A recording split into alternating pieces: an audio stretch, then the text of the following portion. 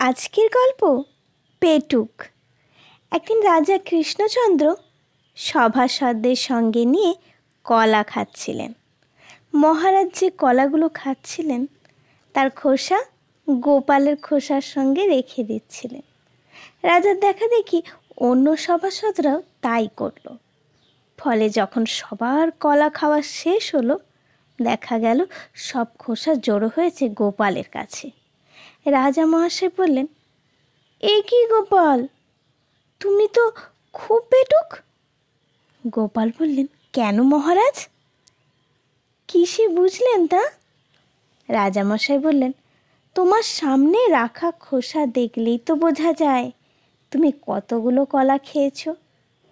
পেটুক না হলে এত কলা কেউ খায়? গোপাল বললেন, না মহারাজ, আপনারা বেশি পেটুক। আমি খোসা ছাড়িয়ে কলা খেয়েছি, আর আপনারা সবাই কলা খেয়েছেন খোসা শুদ্ধ। তাহলে আপনিই বলুন, কে বেশি পেটুক মহারাজ?